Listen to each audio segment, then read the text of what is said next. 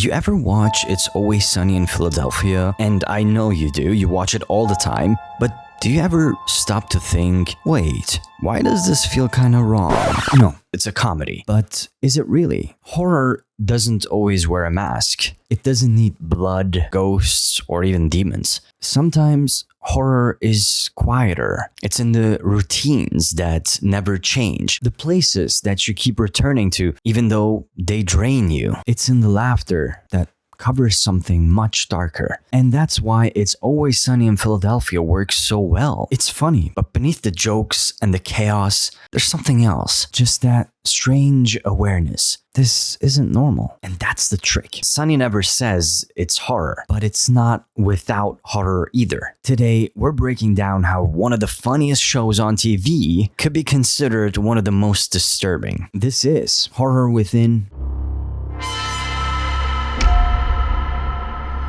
Dennis is the control freak. The slow realization that the person smiling at you doesn't see you as human at all. His carefully chosen words, his obsession with perfection, they all mask something predatory. You don't need him to carry a gun, which at some point he does too, but his horror is psychological. Imagine it for a second, the uneasy feeling of being in the presence of this guy who's almost entirely hollow inside. D. The horror of humiliation. Watching someone ruin themselves over and over again in search of validation, even from those who are closest to her. This is existential horror. It's almost all in her mind. A life wasted chasing applause that will never come. Plus, she might actually be a bird, like for real, not just as an implication. Throughout the seasons, this is mentioned many times. I won't get into detail, but it's a possibility. The puppet in denial. Mac is literally the guy in horror movies who refuses to acknowledge something is terribly, terribly wrong in the house. A ghost could scream in his face and he'd still try to argue he was just sleepy. It was all just a dream. He uses brag and faith to hide from himself, violent outbursts and excuses. His body changes, his story changes, but his core never does. And no, I'm not talking about his six-packs, I'm talking about his soul. You don't have to have monsters to get scared. The way Mac embodies that denial on repeat, that's scary. Or Sweetheart Charlie. Simple. Natural, calm, chaotic. Quite a unique character, isn't he? Well, at least he appears to be that way. Beneath the crazy energy and, childlike wonder, there's a mind damaged by neglect, filth, and even isolation. He's literally clinging to routines like his life depends on it, repeating the same broken records in hopes that something will feel right. There's horror in how little he questions his reality and how deeply he's adapted to chaos. He feeds off of chaos. In Charlie work, we can see just how much chaos helps him function. He's a damaged soul, deceived by his own convictions. He will continue to harass a single girl, even break into her apartment, yet somehow he's getting away with it because he's just being cute. Frank is wealth with no conscience. A man who knows money makes him immune to consequences. He funds chaos, profits from pain, and always walks away richer. Here's an analogy. If this is a horror gang, Frank isn't the guy that's afraid of the monster under the bed. He's the guy who owns the house, rents it to you on Airbnb for a very high price. He's also the guy that's paying the monster underneath the bed with less than minimum wage. If this is not scary, then maybe this is?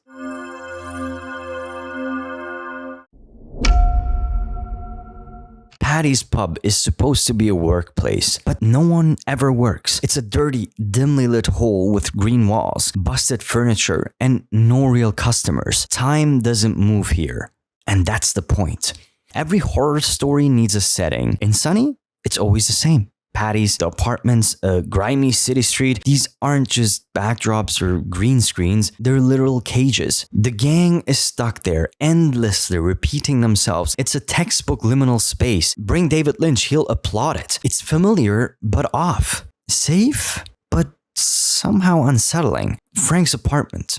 Dee's lonely room, Charlie's basement, they carry the same weight. Claustrophobic horror, heavy air. These aren't haunted places, but if we were to closely look, we just might think they are. And Philly, it's not really a city, it's a wasteland. Trash in the streets, strangers just as selfish as the gang. Sunny's Philly is almost a mirror of real urban rot. And that's what makes it effective. It's not supernatural. It's familiar. You could walk down a street that looks just like that. Maybe you're walking down one right now. Every space in Sunny is a distorted version of reality. It's familiar, but it feels wrong.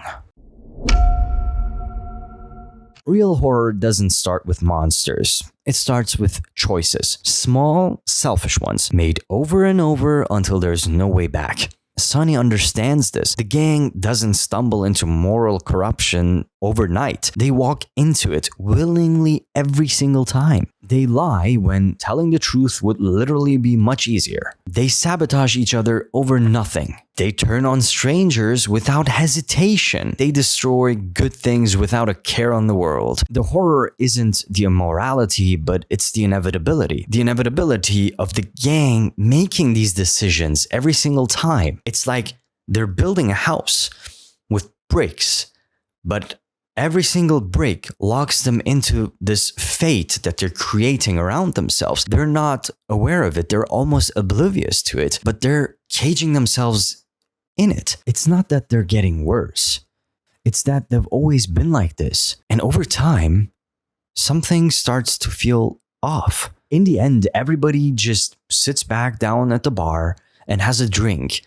So as viewers, we never really have the chance to see the aftermath of the events. And trust me, there have been horrible events.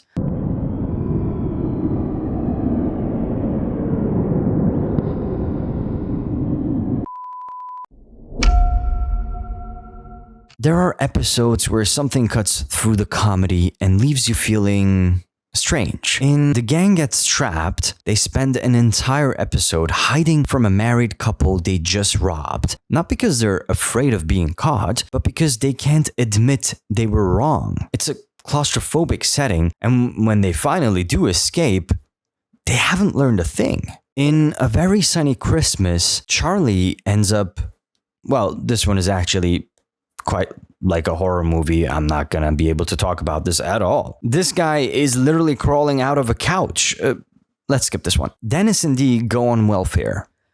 They quit their jobs and try to live off the system. What starts as a gag spirals out of control, and then they hit rock bottom. They turn to crack and end up back where they started, but even worse. The show plays it for laughs, but it's disturbing how easy their descent is and how little it matters in the end. Nobody learns anything.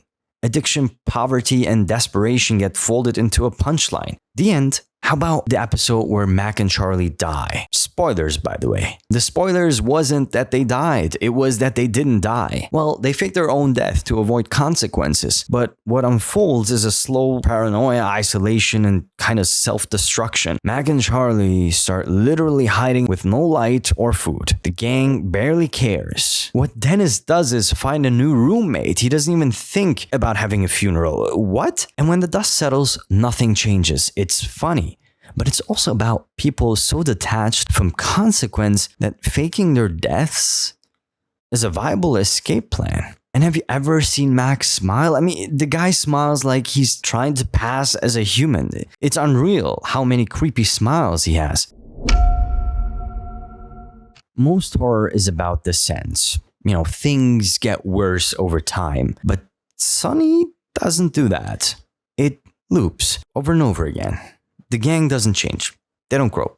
There's no rock bottom because the floor just keeps falling. You know, that loop being stuck is its own kind of horror. In cosmic horror, absurdist fiction, or even psychological thrillers, it's the idea that nothing you do matters. No escape, no redemption, and no transformation. Just endless, unbearable repetition. Sunny flirts with that horror every episode. Charlie still loves the waitress. Max still craves approval. Dennis still sees people as tools. Dee still thinks success is one addition away. And Frank? He doesn't even bother pretending anymore. There's no villain chasing them, no moral reckoning. Just a group of people floating through a world where nothing sticks and no one intervenes. And that silence, that lack of feedback, is what kind of makes it strange. Because in real life, consequences don't just hit you all at once. It comes over time. You start to feel alone more often. You realize that people don't want to hang out with you as much as they used to. You wake up one day, you look at the mirror, and you don't exactly like who you've become. And if you squint, you can actually see it happening to the gang. It's never acknowledged, never talked about, but it's there in the background, almost like slowly growing mold. But guess what? That's by design. The writers themselves have said that this is an anti-sitcom. There are no special episodes. There is no redemption arc. Nothing is supposed to ever really become better or change. And in a weird way, it reflects real life. We all know someone who refuses to change, who makes the same mistakes over and over again. And sometimes that someone is me or even you. But Sunny manages to turn that into entertainment, and it works. It's relieving, knowing that there are people out there with similar lives like our own that are doing just fine. It's not all that bad. And yet, deep down, you know it's not good. Frank deserved his own section. Honestly, he's a man that has everything that he could ever want, but stops caring for whatever reason. He isn't just comic relief. He's strange, weird, odd, out of place, and even creepy. When we meet Frank, he's already off the rails, but by season 6, he's sleeping in garbage, pulling guns on teenagers, investing in dogfighting rings. He once cooked a shoe and served it to someone, and he thinks it's hilarious.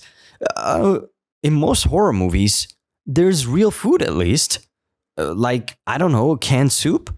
And hey, if you're still here, trapped in this cycle with me, why not make it official? Hit that subscribe button before Frank crawls out of your couch, signs you up himself. You won't even notice, he's very good at paperwork. Also, just to make sure, go check your couch just in case there's someone in there hiding. This is literally a man who died morally a long time ago and just continues to exist even though his insides are rotting. And yet he's lovable? I'm sorry, what? Him? But that's a genius. Sunny traps you in this weird cycle of empathy and repulsion.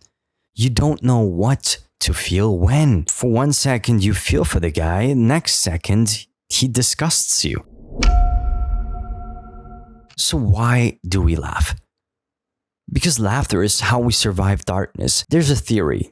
Benign violation. When something feels wrong but safe, it becomes funny. Sunny lives in that space. Dennis being awful, Dee failing miserably, Frank pulling guns all the time. We laugh, not because it's okay, but because it isn't. Comedy gives you distance. It lets you cope. It turns fear into release. And sometimes, actually a lot of times, horror slips in. Not loudly, just enough to itch. And Sunny doesn't fight that. It lets it happen. It's not ghost stories. It's not killers hiding in the dark. It's something much quieter. Horror doesn't have to scream in your face or jump scare you out of your chair. It can just be sprinkled in elements into almost anything. In It's Always Sunny in Philadelphia, there is a lot of it. You laugh, but something about it lingers. Something. Maybe there's no name for it, and maybe there doesn't have to be. Almost like a hum beneath the jokes. It being a comedy show entirely, with no proof of horror at all, except for some episodes, the sprinkled horror within the scenes, well, it makes the laughs feel even more real. I'm Fax Machine 9000, and you just watched Horror Within. Thank you so much.